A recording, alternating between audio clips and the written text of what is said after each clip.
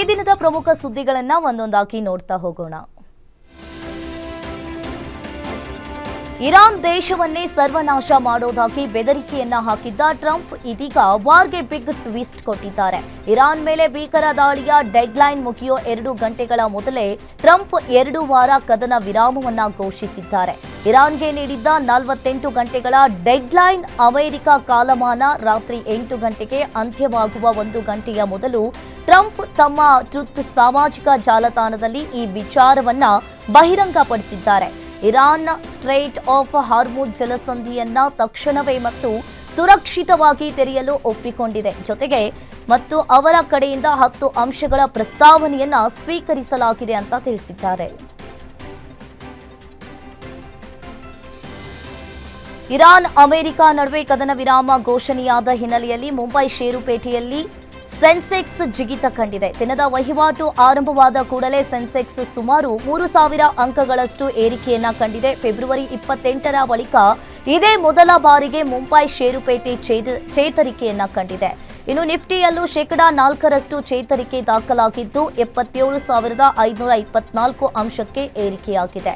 ಇನ್ನು ಹರ್ಮುಜ್ ಜಲಸಂಧಿ ಮತ್ತೆ ತೆರೆಯುವ ಸಾಧ್ಯತೆ ಹಿನ್ನೆಲೆಯಲ್ಲಿ ಪೆಟ್ರೋಲಿಯಂ ಕಚ್ಚಾ ತೈಲ ದರ 16% ಇಳಿಕೆಯಾಗಿದ್ದು 1 ಬ್ಯಾರೆಲ್ ಕಚ್ಚಾ ತೈಲ 96 ಅಮೆರಿಕನ್ ಡಾಲರ್ಗೆ ಇಳಿಕೆಯಾಗಿದೆ.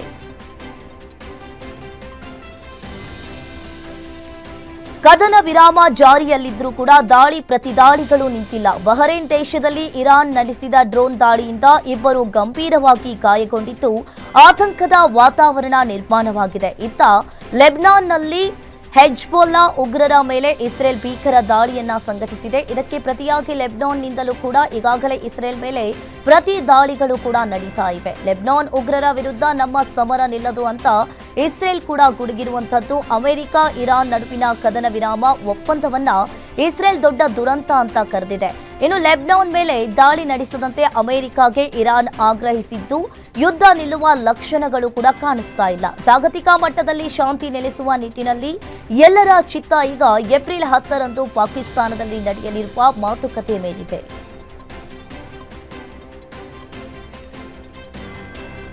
ಬೆಂಗಳೂರಿನಲ್ಲಿ ಆಟೋ ಚಾಲಕರ ಪರದಾಟ ಮುಂದುವರೆದಿದೆ. ರಾಜಾಜಿನಗರದ ಇಂಡಿಯನ್ ಆಯಿಲ್ ಗ್ಯಾಸ್ ಬಂಕ್ ಮುಂದೆ ಆಟೋ ಚಾಲಕರು ಬೆಳಿಗ್ಗೆಯಿಂದಲೇ ಕ್ಯೂ ನಿಂತಿದ್ದಾರೆ. ಒಂದು ಸಲ ಗ್ಯಾಸ್ ಫಿಲ್ಲಿಂಗ್ಗೆ 3 ರಿಂದ 4 ಗಂಟೆ ಕಾಯುವ ಸ್ಥಿತಿ ಬಂದಿದೆ. ಪ್ರತಿ ಆಟೋಗೆ 500 ರೂಪಾಯಿ ಗ್ಯಾಸ್ ಮಾತ್ರ ಪೂರೈಕೆ ಆಗ್ತಾ ಇದೆ. ಈ ಸಮಸ್ಯೆಯಿಂದ ಆಟೋ ಚಾಲಕರು ತೀವ್ರ ತೊಂದರೆಗೆ ಒಳಗಾಗಿದ್ದಾರೆ. ಕೆಲವು ಚಾಲಕರು ಗ್ಯಾಸ್ ಸಿಗದೆ ಮಧ್ಯರಾತ್ರಿಯಲ್ಲಿ ಸಿಕ್ಕಿ ಹಾಕಿಕೊಂಡಿದ್ದಾರೆ.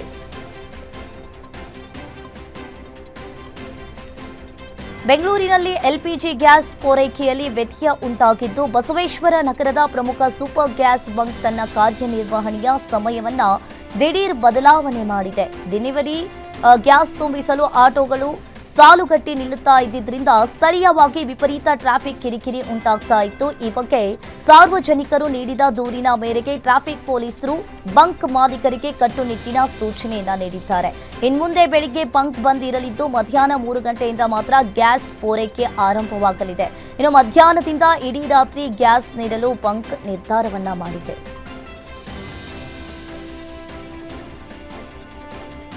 ಕೊಲ್ಲಿ ಯುದ್ಧದ ಬಿಸಿ ಈಗ ನೇರವಾಗಿ ರೈತರ ಜಮೀನಿಗೂ ಕೂಡ ತಟ್ಟಿದೆ. ಬೋರ್ವೆಲ್ ಕೊರೆಯುವಾಗ ಬಳಸುವ ತೈಲಗಳ ಬೆಲೆ ಏರಿಕೆಯಾಗಿರುವ ಹಿನ್ನೆಲೆಯಲ್ಲಿ ಬೋರ್ವೆಲ್ ಮಾಲೀಕರು ದರ ಹೆಚ್ಚಳ ಮಾಡಲು ನಿರ್ಧಾರವನ್ನ ಮಾಡಿದ್ದಾರೆ. ಇನ್ನು ಹೊಸಕೋಟೆ ತಾಲೂಕಿನ ಆಲಪ್ಪನಹಳ್ಳಿಯಲ್ಲಿ ಮಹತ್ವದ ಸಭೆ ನಡೆಸಿದ ಬೋರ್ವೆಲ್ ಮಾಲೀಕರು ಹೊಸ ದರವನ್ನ ನಿಗದಿಪಡಿಸಿದ್ದಾರೆ. 1000 ಅಡಿ ಬೋರ್ವೆಲ್ ಕೊರೆಯಲು ಇನ್ನು ಮುಂದೆ 1,80,000 ರೂಪಾಯಿ ನೀಡಬೇಕಿದೆ. ಈ ಹಿಂದೆ 1,000 ಅಡಿ ಕೊರೆಯಲು 1,60,000 ರೂಪಾಯಿ ಇತ್ತು. ಆದರೆ ಈಗ ಏಕಾಏಕಿ 20,000 ರೂಪಾಯಿ ಹೆಚ್ಚಳವಾಗಿದೆ. ಮುಂದಿನ ದಿನಗಳಲ್ಲಿ ಡೀಸೆಲ್ ಬೆಲೆ ಏರಿಕೆಯಾದಲ್ಲಿ ದರ ಮತ್ತಷ್ಟು ಹೆಚ್ಚಾಗುವ ಎಚ್ಚರಿಕೆಯನ್ನ ಮಾಲೀಕರು ನೀಡಿದ್ದಾರೆ.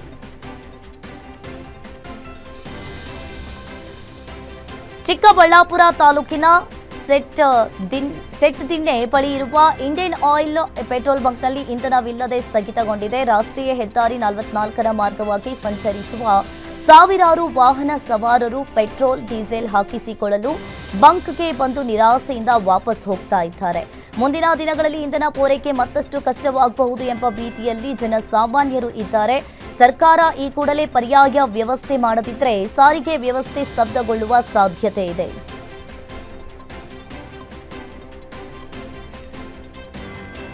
ರಾಯಚೂರಿನಲ್ಲಿ ಎಲ್ಪಿಜಿ ಗೋ ಗ್ಯಾಸ್ ಬೆಲೆ ಏರಿಕೆ ವಿರುದ್ಧ ಆಟೋ ಚಾಲಕರು ರೊಚ್ಚಿಗೆದ್ದಿದ್ದಾರೆ. ಏಕಾಏಕಿ ದರ ದುಪ್ಪಟ್ಟು ಮಾಡಿದ್ದನ್ನ ಖಂಡಿಸಿ ಚಾಲಕರು ಗ್ಯಾಸ್ ಬಂಕ್ ಬಂದ್ ಮಾಡಿಸಿ ಪ್ರತಿಭಟನೆಯನ್ನ ನಡೆಸಿದ್ದಾರೆ. ಈ ಮೊದಲು ಲೀಟರ್ಗೆ 58 ರೂಪಾಯಿ ಇದ್ದ ಗೋ ಗ್ಯಾಸ್ ದರ ಈಗ ಏಕಾಏಕಿ 120 ರೂಪಾಯಿಗೆ ಏರಿಕೆಯಾಗಿದೆ. ಒಂದೇ ಬಾರಿಗೆ 62 ರೂಪಾಯಿ ಹೆಚ್ಚಳ ಮಾಡಿರುವುದು ಆಟೋ ಚಾಲಕರ ಕೆಂಗಣ್ಣಿಗೆ ಗುರಿಯಾಗಿದೆ. ಇನ್ನು ದುಡಿದ ಹಣವೆಲ್ಲ ಗ್ಯಾಸ್ಗೆ ಹೋದ್ರೆ ಜೀವನ ಮಾಡುವುದು ಹೇಗೆ ಅಂತ ಚಾಲಕರು ಇಲ್ಲಿ ಪ್ರಶ್ನೆ ಮಾಡ್ತಾ ಇದ್ದಾರೆ. ಬೆಲೆ ಕಡಿಮೆ ಮಾಡುವವರೆಗೆ ಗ್ಯಾಸ್ ಫಿಲ್ಲಿಂಗ್ ಮಾಡಲು ಬಿಡುವುದಿಲ್ಲ ಅಂತ ಪಟ್ಟು ಹಿಡಿದು ಬಂಕ್ ಬಂದ್ ಮಾಡಿಸಿದ್ದಾರೆ.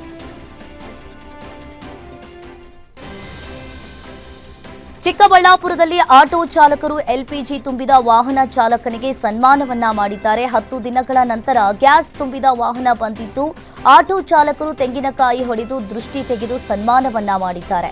ಗ್ಯಾಸ್ ಇಲ್ಲದೆ ಆಟೋ ಚಾಲಕರ ಜೀವನ ಅತಂತ್ರವಾಗಿತ್ತು. ಗ್ಯಾಸ್ಗಾಗಿ ದೇವನಹಳ್ಳಿ ದೊಡ್ಡಬಳ್ಳಾಪುರ ಹೋಗ್ತಾ ಇದ್ದ ಚಾಲಕರು ಕೊನೆಗೂ ಕೂಡ ಕೊಂಚ ಮಟ್ಟಿಗೆ ರಿಲೀಫ್ ಅನ್ನ ತಂದಿದೆ ಅಂತ ಆಟೋ ಚಾಲಕರು ಸಂತಸವನ್ನ ವ್ಯಕ್ತಪಡಿಸಿದ್ದಾರೆ. ಇನ್ನು ಸಂದರ್ಭದ ಆಟೋ ಚಾಲಕರು ಗ್ಯಾಸ್ ತುಂಬಿದ ವಾಹನಕ್ಕೆ ತೆಂಗಿನಕಾಯಿಯನ್ನ ಹೊಡೆದು ದೃಷ್ಟಿಯನ್ನ ತೆಗೆದು ಚಾಲಕನಿಗೆ ಸನ್ಮಾನವನ್ನ ಮಾಡಿದ್ದಾರೆ.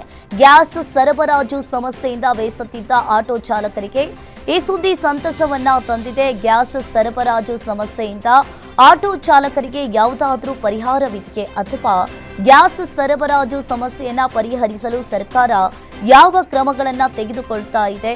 ಎಲ್ಪಿಜಿ ತುಂಬಿದ ವಾಹನ ಚಾಲಕನಿಗೆ ಸನ್ಮಾನವನ್ನ ಮಾಡಿದ್ದಾರೆ. हमारे तरफ से ऑटो ड्राइवर की तरफ से आपको सम्मान हम करके आपको कुछ दिक्कत है धन्यवाद हाँ इसीलिए बता रहा है. अभी कंटिन्यू हमारे लिए गैस ऐसे ही लेके आओ. कहाँ से झारखंड ए ಸ್ವಲ್ಪ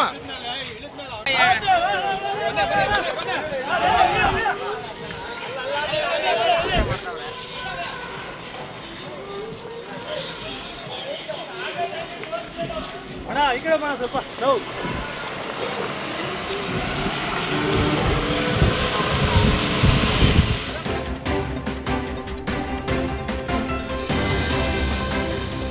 ಎಲ್ಪಿಜಿ ಗ್ಯಾಸ್ ದರ ಏರಿಕೆಯಿಂದ ಯಾದಗಿರಿಯಲ್ಲಿ ಆಟೋ ಚಾಲಕರ ಸಂಕಷ್ಟ ಎದುರಿಸ್ತಾ ಇದ್ದಾರೆ. ಇನ್ನು ಎಲ್ಪಿಜಿ ಗ್ಯಾಸ್ ದರ ಏಕಾಏಕಿ ಏರಿಕೆಯಾಗಿದ್ದರಿಂದ ಗ್ಯಾಸ್ ಬಂಕ್ಗಳು ಈಗ ವಾಹನಗಳಿಲ್ಲದೆ ಬಿಕೋ ಎನ್ನುತ್ತಿವೆ. ಯುದ್ಧಕ್ಕೂ ಮುನ್ನ ಲೀಟರ್ಗೆ ಕೇವಲ 56 ರೂಪಾಯಿ ಇದ್ದ ಗ್ಯಾಸ್ ದರ ಈಗ ಬರೋಬ್ಬರಿ 121 ರೂಪಾಯಿಗೆ ತಲುಪಿದೆ. ಪೆಟ್ರೋಲ್ ದರಕ್ಕಿಂತಲೂ ಕೂಡ ಗ್ಯಾಸ್ ದರ ಹೆಚ್ಚಾಗಿರುವುದು ಆಟೋ ಚಾಲಕರನ್ನ ಆತಂಕಕ್ಕೆ ತಳ್ಳಿದೆ. ದುಡಿದ ಹಣವೆಲ್ಲ ಗ್ಯಾಸ್ಗೆ ಹೋದ್ರೆ ಜೀವನ ಮಾಡುವುದು ಹೇಗೆ ಅಂತ ಚಾಲಕರು ಇಲ್ಲಿ ಪ್ರಶ್ನೆ ಮಾಡ್ತಾ ಇದ್ದಾರೆ. ಕೂಡಲೇ ಗ್ಯಾಸ್ ದರ ಇಳಿಕೆ ಮಾಡಬೇಕೆಂದು ಆಟೋ ಚಾಲಕರು ಸರ್ಕಾರಕ್ಕೆ ಮನವಿಯನ್ನ ಮಾಡಿದ್ದಾರೆ. ಬಾಗಲಕೋಟೆ ಬೈ ಎಲೆಕ್ಷನ್ಗೂ ಯುದ್ಧದ ಬಿಸಿ ತಟ್ಟಿದೆ. ಕಮರ್ಷಿಯಲ್ ಗ್ಯಾಸ್ ಕೊರತೆಯಿಂದಾಗಿ ಸಾವಿರಾರು ಸಿಬ್ಬಂದಿಗೆ ಕಟ್ಟಿಗೆ ಒಲೆಯಲ್ಲೇ ಅಡುಗೆ ಮಾಡುವಂತಾಗಿದೆ. ಸರ್ಕಾರಿ ಪ್ರಥಮ ದರ್ಜೆ ಕಾಲೇಜಿನಲ್ಲಿ 6 ರಿಂದ 7 ಸಾವಿರ ಸಿಬ್ಬಂದಿಗೆ ಊಟ ಸಿದ್ಧವಾಗಬೇಕಿದೆ. ಆದರೆ ಜಿಲ್ಲಾಡಳಿತ ಗ್ಯಾಸ್ ನೀಡುವುದಾಗಿ ಹೇಳಿ ಕೈಕೊಟ್ಟಿದ್ರಿಂದ ಅನಿವಾರ್ಯವಾಗಿ 6 ಒಲೆಗಳನ್ನ ಬಳಸಿ ಅಡುಗೆ ಮಾಡಲಾಗ್ತಾ ಇದೆ. ಇನ್ನು ಬಿಸಿಲಿನಲ್ಲಿ ಒಲೆ ಹಚ್ಚಿ ಅಡುಗೆ ಮಾಡುವುದು ಹೈರಾಣಾಗಿಸಿದೆ. ನಾವು ಅಡುಗೆ ಮಾಡದಿದ್ರೆ ಮತದಾನದ ಸಿಬ್ಬಂದಿ ಉಪವಾಸ ಇರಬೇಕಾಗುತ್ತದೆ ಅಂತ ಅಡುಗೆ ಭಟ್ಟರು ತಮ್ಮ ಅಸಮಾಧಾನವನ್ನ ಹೊರಹಾಕಿದ್ದಾರೆ. ಬಳ್ಳಾರಿಯಲ್ಲಿ ಆಟೋ ಎಲ್ಪಿಜಿ ಅಭಾವ ತೀವ್ರಗೊಂಡಿದೆ. ಗ್ಯಾಸ್ಗಾಗಿ ಆಟೋ ಚಾಲಕರು ರಸ್ತೆಯುದ್ದಕ್ಕೂ ಕೂಡ ಸಾಲು ನಿಂತಿದ್ದಾರೆ. ಇಂದು ಬೆಳಿಗ್ಗೆ 10,200 ಲೀಟರ್ ಗ್ಯಾಸ್ ಲೋಡ್ ಬಂದಿದೆ. ಈ ಸುದ್ದಿ ತಿಳಿತಾ ಇದ್ದಂತೆ ನೂರಾರು ಆಟೋ ಚಾಲಕರು ಗ್ಯಾಸ್ಗಾಗಿ ಮುಗಿಬಿದ್ದಿದ್ದಾರೆ. ನಿನ್ನೆ 105 ರೂಪಾಯಿ ಇದ್ದ ಲೀಟರ್ ಬೆಲೆ ಇಂದು 95.55 ರೂಪಾಯಿಗೆ ಇಳಿಕೆಯಾಗಿದ್ದು ಚಾಲಕರಿಗೆ ತುಸು ಸಮಾಧಾನವನ್ನ ತಂದಿದೆ. ಆದರೆ ಎಲ್ಲರಿಗೂ ಗ್ಯಾಸ್ ಸಿಗಲಿ ಎಂಬ ಕಾರಣಕ್ಕೆ ಪ್ರತಿ ಆಟೋಗೆ ಕೇವಲ 600 ರೂಪಾಯಿಯ ಮಿತಿಯನ್ನ ಹೇರಲಾಗಿದೆ. ನಗರದ 7 ಎಲ್ಪಿಜಿ ಬಂಕ್ಗಳ ಪೈಕಿ ಕೇವಲ ಇದೊಂದೇ ಬಂಕ್ನಲ್ಲಿ ಸದ್ಯ ಗ್ಯಾಸ್ ಲಭ್ಯವಿದ್ದು ಉಳಿದ 6 ಬಂಕ್ಗಳಲ್ಲಿ ಸ್ಟಾಕ್ ಖಾಲಿಯಾಗಿದೆ.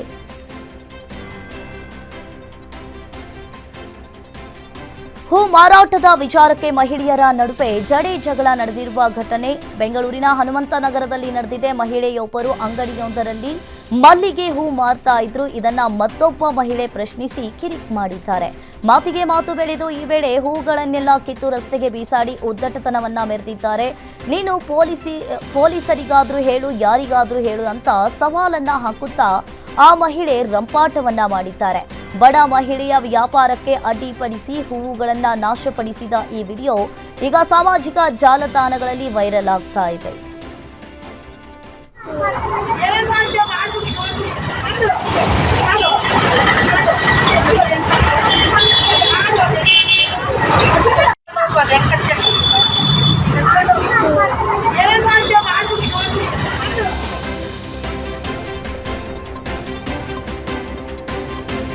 ಬೆಂಗಳೂರಿನ ಆವಲಹಳ್ಳಿ ಬಳಿಯ ಈಸ್ಟ್ ಎಂಡ್ ಕಾಲೇಜಿನ ವಿದ್ಯಾರ್ಥಿಗಳು ಹಾಡಹಗಲೇ ನಡು ರಸ್ತೆಯಲ್ಲಿ ಪಟಾಕಿಯನ್ನ ಸಿಡಿಸಿ ಅತಿರೇಕದ ವರ್ತನೆಯನ್ನ ತೋರಿದ್ದಾರೆ. ಹುಟ್ಟುಹಬ್ಬದ ಸಂಭ್ರಮದ ಹೆಸರಲ್ಲಿ ಸಾರ್ವಜನಿಕರಿಗೆ ಕಿರಿಕಿರಿ ಉಂಟು ಮಾಡಿದ್ದಾರೆ. ವಾಹನ ಓಡಾಡುತ್ತಾ ಇದ್ರೂ ಕೂಡ ಯಾರ ಭಯವೂ ಇಲ್ಲದೆ ರಾಜಾರೋಷವಾಗಿ ರಸ್ತೆಯ ಮಧ್ಯೆ ಪಟಾಕಿಯನ್ನ ಹಚ್ಚಿದ್ದಾರೆ. ವಿದ್ಯಾರ್ಥಿಗಳ ಈ ಹುಚ್ಚಾಟದಿಂದಾಗಿ ರಸ್ತೆಯಲ್ಲಿ ಸಂಚರಿಸುತ್ತಿದ್ದ ವಾಹನ ಸವಾರರು ಆತಂಕಕ್ಕೊಳಗಾಗಿದ್ದಾರೆ. ಇನ್ನು ಪೊಲೀಸ್ ಠಾಣಾ ವ್ಯಾಪ್ತಿಯಲ್ಲೇ ಈ ಘಟನೆ ನಡೆದಿದ್ರೂ ಕೂಡ ಪೊಲೀಸರ ಭಯವಿಲ್ಲದೆ ವಿದ್ಯಾರ್ಥಿಗಳು ರಂಪಾಟವನ್ನ ಮಾಡಿದ್ದಾರೆ. ಇನ್ನು ಸಾರ್ವಜನಿಕರು ಈ ಬೇಜವಾಬ್ದಾರಿ ನಡೆಯನ್ನ ಕಂಡು ತೀವ್ರ ಆಕ್ರೋಶವನ್ನ ವ್ಯಕ್ತಪಡಿಸ್ತಾ ಇದ್ದಾರೆ.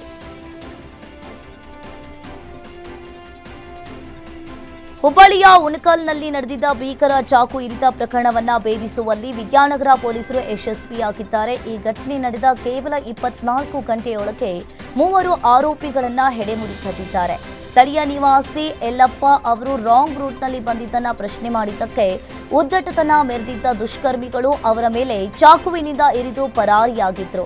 ಯಾವುದೇ ಸುಳಿವು ಇಲ್ಲದ ಈ ಪ್ರಕರಣ ಪೊಲೀಸರಿಗೆ ದೊಡ್ಡ ಸವಾಲಾಗಿತ್ತು. ವಿದ್ಯಾನಗರ ಪಿಎಸ್ಐ ಸುನಿಲ್ ಅವರ ಚಾಣಾಕ್ಷತನದಿಂದ ಸಿಸಿಟಿವಿ ದೃಶ್ಯಗಳನ್ನ ಜಾಲಾಡಿದ ಪೊಲೀಸರು 19 ವರ್ಷದ ಆರಿಫ್ ಚಾವೂಸ್ ಮತ್ತು ಸಾಜಿದ್ ರಸಿವಾಲೆ ಹಾಗೂ ಒಬ್ಬ ಅಪ್ರಾಪ್ತನನ್ನ ಬಂಧಿಸಿದ್ದಾರೆ.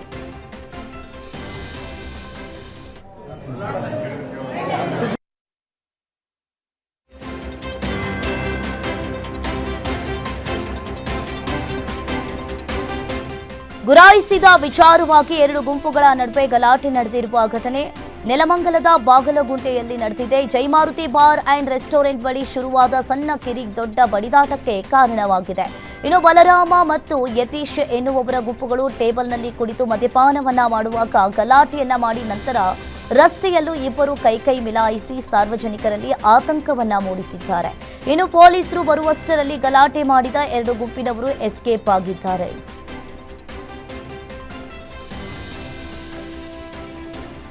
ಹಾಸ್ಟೆಲ್ ಕಟ್ಟಡದಿಂದ ಜಿಗಿದು ವಿದ್ಯಾರ್ಥಿ ಸಾವನ್ನಪ್ಪಿರುವ ಘಟನೆ ಬೆಂಗಳೂರಿನ ಯಲಹಂಕದಲ್ಲಿ ನಡೆದಿದೆ. 21 ವರ್ಷದ ಲಕ್ಷ್ಮ ಮಿಶ್ರಾ ಮೃತ ದುರ್ದೈವಿಯಾಗಿದ್ದು ಮೂಲತಃ ಜಾರ್ಖಂಡ್ನ ರಾಂಚಿ ನಿವಾಸಿಯಾದ ಲಕ್ಷ್ಮ ಮಿಶ್ರಾ ಯಲಹಂಕದ ಖಾಸಗಿ ಕಾಲೇಜಿನಲ್ಲಿ ದ್ವಿತೀಯ ಪಿಯುಸಿ ವ್ಯಾಸಂಗವನ್ನ ಮಾಡ್ತಾ ಇದ್ದ. ನಿನ್ನೆ ಮುಂಜಾನೆ 3 ಗಂಟೆಯ ಸುಮಾರಿಗೆ ಹಾಸ್ಟೆಲ್ನ 9ನೇ ಮಹಡಿಯಿಂದ ಜಿಗಿದು ಪ್ರಾಣವನ್ನ ಬಿಟ್ಟಿದ್ದಾನೆ. ರಾತ್ರಿ ಎಲ್ಲರೂ ನಿದ್ರೆಯಲ್ಲಿದ್ದಾಗ ಈ ದುರಂತ ಸಂಭವಿಸಿದ್ದು. ವಿದ್ಯಾರ್ಥಿಯ ಈ ತೀವ್ರ ನಿರ್ಧಾರಕ್ಕೆ ನಿಖರ ಕಾರಣವೇನು ಎಂಬುದು ಇನ್ನೂ ತಿಳಿದು ಬಂದಿಲ್ಲ. ಘಟನಾ ಸ್ಥಳಕ್ಕೆ ಯಲಹಂಕ ನ್ಯೂ ಟೌನ್ ಪೊಲೀಸರು ಕೂಡ ಭೇಟಿ ನೀಡಿ ಪರಿಶೀಲನೆಯನ್ನ ನಡೆಸಿದ್ದಾರೆ. ಪ್ರೇಮಿಗಳ ಜಗಳ ಸಾವಿನಲ್ಲಿ ಅಂತ್ಯವಾಗಿರುವ ಘಟನೆ ಬಾಗಲಕೋಟೆಯ ರಬಕವಿ ಬನಹಟ್ಟಿ ತಾಲೂಕಿನ ಅಸಂಗಿ ಗ್ರಾಮದಲ್ಲಿ ನಡೆದಿದೆ. ಪರಸ್ಪರ ಪ್ರೀತಿಸ್ತಾ ಇದ್ದ ಕಾರ್ತಿಕ್ ಮತ್ತು ಪವಿತ್ರ ಪ್ರೀತಿ ವಿಚಾರವಾಗಿ ಮನೆಯಲ್ಲಿ ವಿರೋಧ ವ್ಯಕ್ತವಾಗಿತ್ತು. ಇದೇ ವಿಚಾರವಾಗಿ ಗಲಾಟೆಯನ್ನ ಮಾಡಿಕೊಂಡ ಕಾರ್ತಿಕ್ ಪವಿತ್ರ ಮನನೊಂದಿದ್ರು. ಇದರಿಂದ ಪವಿತ್ರ ಮನೆಯಲ್ಲಿ ನೇಣಿಗೆ ಶರಣಾದ್ರೆ ಭಯಗೊಂಡ ಕಾರ್ತಿಕ್ ತೋಟದ ಮನೆಯಲ್ಲಿ ಸೂಸೈಡ್ ಮಾಡಿಕೊಂಡಿದ್ದಾರೆ.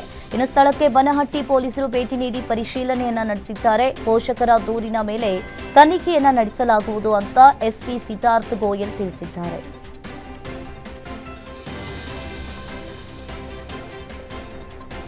ಅನ್ನಪೂರ್ಣೇಶ್ವರಿ ನಗರದಲ್ಲಿ ಕೌಟುಂಬಿಕ ಕಲಹಕ್ಕೆ ವ್ಯಕ್ತಿಯ ಬರ್ಬರ ಕೊಲೆ ನಡೆದಿದೆ. ತೌಫೀಕ್ ಪಾಷಾ ಎಂಬ ವ್ಯಕ್ತಿಯನ್ನ ಆತನ ಹೆಂಡತಿ ಸುಹಾನಾ ಅತ್ತೆ ಮತ್ತು ಮಾವ ಕೊಲೆ ಮಾಡಿರುವುದಾಗಿ ಆರೋಪಿಸಿದ್ದಾರೆ. ತೌಫೀಕ್ ಪಾಷಾ ಮತ್ತು ಸುಹಾನಾ 4 ವರ್ಷಗಳ ಹಿಂದೆ ಲವ್ ಕಮ್ ಅರೇಂಜ್ ಮ್ಯಾರೇಜ್ ಆಗಿದ್ರು. ಆದರೆ ಮದುವೆಯಾಗಿ 2 ತಿಂಗಳಿಗೆ ಅವರ ನಡುವೆ ಗಲಾಟೆ ಆರಂಭವಾಗಿತ್ತು. ತೌಫಿಕ್ ಪಾಷಾ ಅತ್ತೆ ಮನೆ ಬಿಟ್ಟು ಬೇರೆ ಕಡೆ ವಾಸವಾಗಿದ್ರು. ಆದರೆ ನಿನ್ನೆ ಸಂಜೆ ಸುಹಾನಾ ಅತ್ತೆಗೆ ಕರೆ ಮಾಡಿದ್ದಾಳೆ. ಅತ್ತೆ ಮನೆಗೆ ಹೋಗಿ ನೋಡಿದಾಗ ಮಗ ರಕ್ತದ ಮಡುವಿನಲ್ಲಿ ಬಿದ್ದಿದ್ದ ಘಟನೆ. ಈ ಘಟನೆಗೆ ಸಂಬಂಧಪಟ್ಟಂತೆ ಅನ್ನಪೂರ್ಣೇಶ್ವರಿ ನಗರ ಪೊಲೀಸ್ ಠಾಣೆಯಲ್ಲಿ ಕೇಸ್ ದಾಖಲಾಗಿದ್ದು, ಹೆಂಡತಿ ಅತ್ತೆ ಮಾವನ ವಿರುದ್ಧ ಈ ಪ್ರಕರಣ ದಾಖಲಾಗಿದೆ. ಡಾಕ್ಟರ್ ಕೃತಿಕಾ ರೆಡ್ಡಿ ಕೊಲೆ ಪ್ರಕರಣದಲ್ಲಿ ಕೊನೆಗೂ ಕೂಡ ಕಿರಾತಕ ಮಹೇಂದ್ರ ರೆಡ್ಡಿಯ ಅಸಲಿ ಬಣ್ಣ ಬಯಲಾಗಿದೆ. ಎಫ್ಎಸ್ಎಲ್ ಅಧಿಕಾರಿಗಳು ನಡೆಸಿದ ತಾಂತ್ರಿಕ ತನಿಖೆಯಲ್ಲಿ ಕೊಲೆಗಾರನ ಡಿಜಿಟಲ್ ಹೆಜ್ಜೆ ಗುರುತುಗಳು ಪತ್ತೆಯಾಗಿವೆ. ಯಾರಿಗೂ ಅನುಮಾನ ಬಾರದಿರಲಿ ಅಂತ ಮಹೇಂದ್ರ ತನ್ನ ಪ್ರಿಯತಮಿಯ ಜೊತೆ ಫೋನ್ ಪೇ ಮೂಲಕ ಚಾಟಿಂಗ್ ಮಾಡಿದ್ದ. ಬರೋಬ್ಬರಿ 10.34 ಲಕ್ಷ ಡಿಜಿಟಲ್ ಫೈಲ್ಗಳನ್ನು ಜಾಲಾಡಿರುವ ಎಫ್ಎಸ್ಎಲ್ ಟೀಮ್ ಅಳಿಸಿ ಹಾಕಲಾಗಿದ್ದ 485 ಚಾಟ್ಗಳನ್ನು ಹೊರ ತೆಗೆಯುವಲ್ಲಿ ಯಶಸ್ವಿಯಾಗಿದೆ. ಈ ಚಾಟ್ಗಳಲ್ಲಿ ಮಹೇಂದ್ರ ತನ್ನ ಕೃತ್ಯವನ್ನು ಒಪ್ಪಿಕೊಳ್ಳುವ ರೀತಿಯ ಸಂದೇಶಗಳನ್ನು ಕಳುಹಿಸಿರುವುದು ಪತ್ತೆಯಾಗಿದೆ. ಈ ಬಲವಾದ ಸಾಕ್ಷ್ಯಾಧಾರಗಳ ಹಿನ್ನೆಲೆಯಲ್ಲಿ ಸೆಷನ್ಸ್ ಕೋರ್ಟ್ನಲ್ಲಿ ಸಲ್ಲಿಕೆಯಾಗಿದ್ದ ಮಹೇಂದ್ರನ ಜಾಮೀನು ಅರ್ಜಿಯನ್ನ ನ್ಯಾಯಾಧೀಶರು ನಿನ್ನೆ ವಜಾ ಮಾಡಿದ್ದಾರೆ. ತಾಂತ್ರಿಕ ಪುರಾವೆಗಳ ಮುಂದೆ ಕೊಲೆಗಡುಕನ ಆಟ ನಡೀತಾ ಇಲ್ಲ. ಎಫ್ಎಸ್ಎಲ್ ವರದಿಯೇ ಈ ಪ್ರಕರಣದಲ್ಲಿ ಮಹೇಂದ್ರನಿಗೆ ಉರುಳಾಗುವ ಸಾಧ್ಯತೆ ದಟ್ಟವಾಗಿದೆ.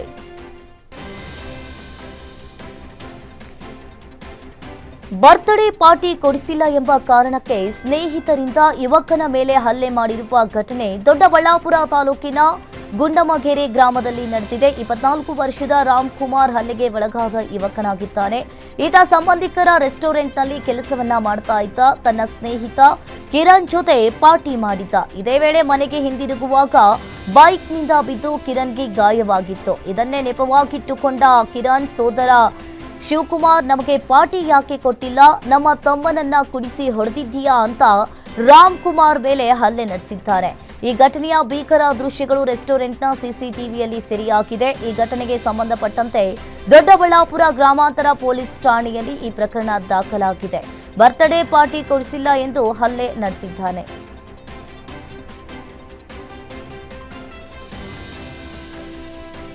ಜಮೀನು ವಿಚಾರಕ್ಕೆ 2 ಗುಂಪುಗಳ ನಡುವೆ ಮಾರಾಮಾರಿ ನಡೆದಿರುವ ಘಟನೆ ಚಿಕ್ಕಬಳ್ಳಾಪುರ ಜಿಲ್ಲೆಯ ಶಿಡ್ಲಘಟ್ಟ ತಾಲೂಕಿನ ಹಕ್ಕಿಪಿಕ್ಕಿ ಕಾಲೋನಿಯಲ್ಲಿ ನಡೆದಿದೆ.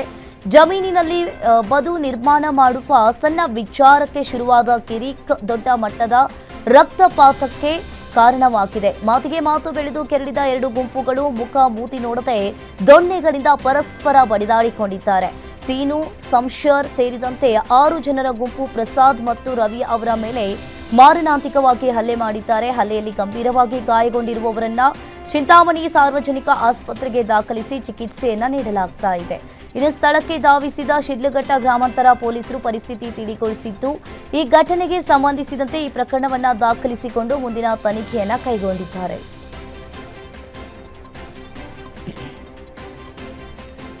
ಗದಗ ಜಿಲ್ಲೆಯ ಮುಂಡರಗಿ ತಾಲೂಕಿನ ಡೋಣಿ ತಾಂಡಾದಲ್ಲಿ ನಡುರಾತ್ರಿ ಭೀಕರ ದುರಂತವೊಂದು ಜರುಗಿದೆ. ಮನೆ ಮುಂದೆ ನಿಶ್ಚಿಂತೆಯಾಗಿ ಮಲಗಿದ್ದ 6 ಜನರ ಮೇಲೆ ಕಿರಾತಕನೊಬ್ಬ ದೊಣ್ಣೆಯಿಂದ ಮಾರಣಾಂತಿಕವಾಗಿ ಹಲ್ಲೆ ನಡೆಸಿ ಅಟ್ಟಹಾಸವನ್ನ ಮೆರೆದಿದ್ದಾನೆ. ಹರ್ಜಪ್ಪ ಲಮಾಣಿ ಎಂಬಾತ ಯಗ್ಗಪ್ಪ, ಶೇಖಪ್ಪ, ದೇವಕ್ಕ ಸೇರಿದಂತೆ ಒಟ್ಟು 6 ಜನರ ಮೇಲೆ ಮನ ಬಂದಂತೆ ಹಲ್ಲೆ ಮಾಡಿದ್ದಾನೆ. ಇವರ ಚೀರಾಟವನ್ನ ಕೇಳಿ ಓಡಿ ಬಂದ ತಾಂಡಾ ನಿವಾಸಿಗಳು ಗಾಯಾಳುಗಳನ್ನ ತಕ್ಷಣ ಜಿಮ್ಸ್ ಆಸ್ಪತ್ರೆಗೆ ದಾಖಲಿಸಿದ್ದಾರೆ. ತಲೆ ಮತ್ತು ಕಣ್ಣಿನ ಭಾಗಕ್ಕೆ ಗಂಭೀರವಾಗಿ ಪೆಟ್ಟು ಬಿದ್ದಿರುವುದರಿಂದ ಕೆಲವರ ಸ್ಥಿತಿ ಚಿಂತಾಜನಕವಾಗಿದ್ದು, ಖಾಸಗಿ ಆಸ್ಪತ್ರೆಯ ತೀವ್ರ ನಿಗಾ ಘಟಕದಲ್ಲಿ ಚಿಕಿತ್ಸೆಯನ್ನ ನೀಡಲಾಗ್ತಾ ಇದೆ.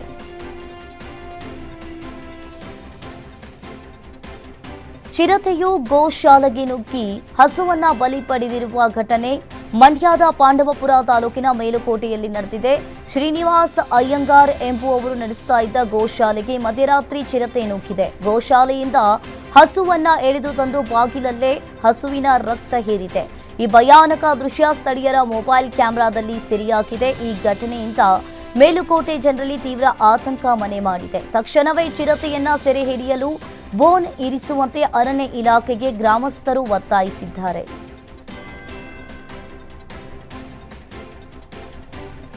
ಬಿಎಂಟಿಸಿ ಸಿಬ್ಬಂದಿಯ ಬೇಜವಾಬ್ದಾರಿಗೆ 2 ಬಸ್ಗಳು ಸುಟ್ಟು ಭಸ್ಮವಾಗಿವೆ. ಕಳೆದ ಶುಕ್ರವಾರ ಪಿನ್ಯಾ ಡಿಪೋದಲ್ಲಿ ನಡೆದ ಈ ಘಟನೆ ಈಗ ಹಲವು ಅನುಮಾನಗಳಿಗೆ ದಾರಿ ಮಾಡಿಕೊಟ್ಟಿದೆ. ಇನ್ನು ಸಿಬ್ಬಂದಿಯ ಸಿಗರೇಟ್ ಸೇದಿ ಕಸದ ರಾಶಿಗೆ ಎಸೆದ ಪರಿಣಾಮವಾಗಿ ಹತ್ತಿಕೊಂಡ ಬೆಂಕಿ ಪಕ್ಕದಲ್ಲೇ ಇದ್ದ 2 ಬಸ್ಗಳಿಗೆ ವ್ಯಾಪಿಸಿ ಬಸ್ಗಳು ಸಂಪೂರ್ಣವಾಗಿ ನಾಶವಾಗಿವೆ. ಆದರೆ ಈ ಸತ್ಯವನ್ನ ಮುಚ್ಚಿ ಹಾಕಲು ಡಿಪೋ ಮ್ಯಾನೇಜರ್ ಪ್ರಯತ್ನಿಸ್ತಾ ಇದ್ದಾರೆ ಎಂಬ ಗಂಭೀರ ಆರೋಪ ಕೇಳಿಬಂದಿದೆ. ಇನ್ನು ತನ್ನ ಡ್ಯೂಟಿ ಮುಗಿಸಿ ಕೀ ಹಸ್ತಾಂತರಿಸಿ ಮನೆಗೆ ತೆರಳಿದ್ದ ಚಾಲಕ ಶರಣಪ್ಪ ಅವರ ಮೇಲೆ ಡಿಪೋ ಮ್ಯಾನೇಜರ್ ಪುಟ್ಟರಾಜು ಗೂಬೆ ಕೂರಿಸ್ತಾ ಇದ್ದಾರೆ. ಯಾರೋ ಮಾಡಿದ ತಪ್ಪಿಗೆ ಚಾಲಕನಿಂದ ಬಲವಂತವಾಗಿ ಮುಚ್ಚಳಿಕೆ ಪತ್ರ ಬರೆಸಿಕೊಂಡಿರುವ ದರ್ಪದ ವರ್ತನೆ ಬೆಳಕಿಗೆ ಬಂದಿದೆ. ಇನ್ನು ಈ ನಿಯಮದ ಪ್ರಕಾರ ಕೆಲಸ ಮುಗಿಸಿ ಹೋದ ಚಾಲಕ ಈ ಘಟನೆಗೆ ಹೇಗೆ ಜವಾಬ್ದಾರನಾಗುತ್ತಾನೆ ಎಂಬ ಪ್ರಶ್ನೆ ಮೂಡಿದೆ. ಇನ್ನು ಡಿಪೋ ಮ್ಯಾನೇಜರ್ ಅವರ ಈ ಮಾಸ್ಟರ್ ಪ್ಲಾನ್ ಹಿಂದೆ ಯಾರನ್ನು ರಕ್ಷಿಸುವ ಉದ್ದೇಶವಿದೆ ಎಂಬುದು ತನಿಖೆಯಾಗಬೇಕಿದೆ.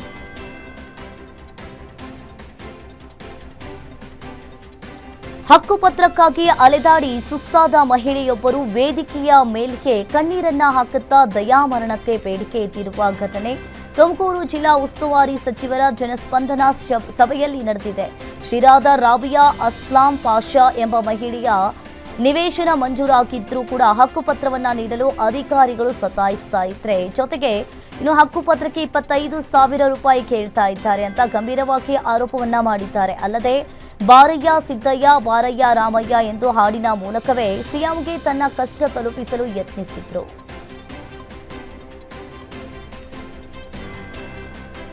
ಬಳ್ಳಾರಿಯಲ್ಲಿ ಭ್ರಷ್ಟ ಅಧಿಕಾರಿಗಳ ವಿರುದ್ಧ ಲೋಕಾಯುಕ್ತ ಪೊಲೀಸರು ಸಮರವನ್ನ ಸಾರಿದ್ದಾರೆ. ಮೀನುಗಾರಿಕೆ ಇಲಾಖೆಯ ಉಪನಿರ್ದೇಶಕ ಶಿವಣ್ಣ ಮನೆ ಮೇಲೆ ದಾಳಿ ನಡೆಸಿದ ಅಧಿಕಾರಿಗಳಿಗೆ ಅಕ್ರಮ ಆಸ್ತಿಯ ಭಂಡಾರವೇ ಸಿಕ್ಕಿದೆ. ಇನ್ನು ತಪಾಸಣೆ ವೇಳೆ ಬಳ್ಳಾರಿ ನಗರದಲ್ಲಿ 3 ಐಷಾರಾಮಿ ಮನೆಗಳು ಹಾಗೂ 14 ಸೈಟ್ಗಳಿರುವುದು ಪತ್ತೆಯಾಗಿದೆ. ಇಷ್ಟೇ ಅಲ್ಲದೆ ವಿವಿಧೆಡೆ ಬರೋಬ್ಬರಿ 44 ಎಕರೆ ಕೃಷಿ ಜಮೀನು ಹೊಂದಿರುವುದು ದಾಖಲೆಗಳಿಂದ ಸಾಬೀತಾಗಿದೆ.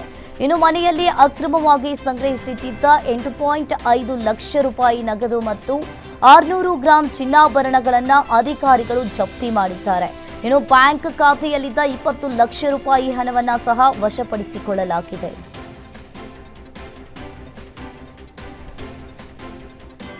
ಅಸ್ಸಾಂನಲ್ಲಿ ಮಲ್ಲಿಕಾರ್ಜುನ್ ಖರ್ಗೆ ನೀಡಿದ್ದ ಪ್ರಚೋದನಾಕಾರಿ ಭಾಷಣದ ಕಿಚ್ಚು ಈಗ ಮಂಡ್ಯಕ್ಕೆ ತಲುಪಿದೆ.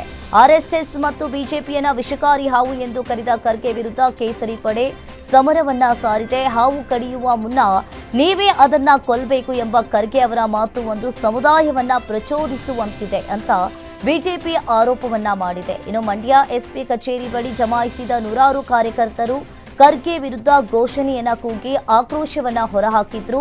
ಬಿಜೆಪಿ ಮುಖಂಡರಾದ ಸಿಟಿ ಮಂಜುನಾಥ್, ಹೊಸಹಳ್ಳಿ ಶಿವು ನೇತೃತ್ವದಲ್ಲಿ ದೂರು ನೀಡಲಾಗಿದ್ದು, ದ್ವೇಷ ಭಾಷಣ ಮಾಡಿದ ಖರ್ಗೆ ಅವರನ್ನ ತಕ್ಷಣವೇ ಬಂಧಿಸಬೇಕೆಂದು ಪಟ್ಟು ಹಿಡಿದಿದ್ದಾರೆ.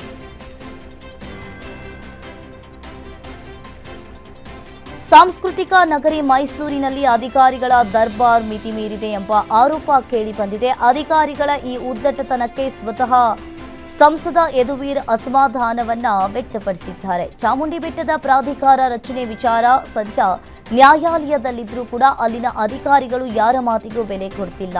ಸ್ಥಳೀಯ ನಿವಾಸಿಗಳ ಭಾವನೆಗಳಿಗೆ ಹಾಗೂ ಜನಪ್ರತಿನಿಧಿಗಳ ಸೂಚನೆಗಳಿಗೆ ಅಧಿಕಾರಿಗಳು ಡೋಂಟ್ ಕೇರ್ ಅಂತ ಹೇಳ್ತಾ ಇದ್ದಾರೆ ಅಂತ ಕಿಡಿಕಾರಿದ್ದಾರೆ. ಅಧಿಕಾರಿಗಳ ಅತಿಯಾದ ದರ್ಬಾರ್ ಕೇವಲ ಬೆಟ್ಟಕ್ಕೆ ಸೀಮಿತವಾಗಿಲ್ಲ.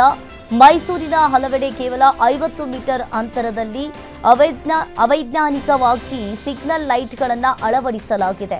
ಇದರಿಂದ ವಾಹನ ಸವಾರರು ಕೂಡ ಸಂಚರಿಸಲು ಹೈರಾಣಾಗ್ತಾ ಇದ್ದು ಸಾರ್ವಜನಿಕರ ಆಕ್ರೋಶಕ್ಕೆ ಕಾರಣವಾಗಿದೆ.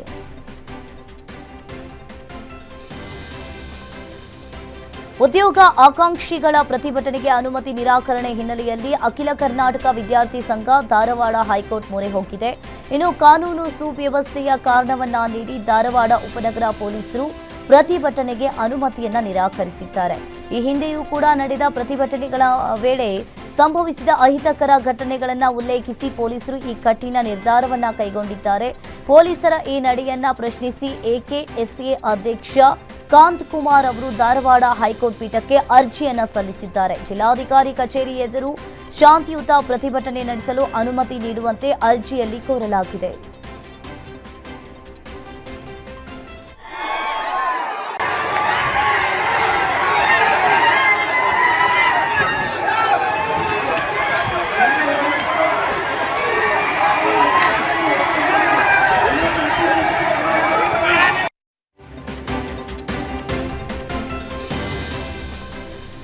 ಇದಿಷ್ಟು ಇವರೆಗಿನ ಸುದ್ದಿಗಳು. ನೋಡ್ತಾ ಇರಿ ಗ್ಯಾರಂಟಿ ನ್ಯೂಸ್. ಇದು ಸುದ್ದಿ ಖಚಿತ, ನ್ಯಾಯ ನಿಶ್ಚಿತ.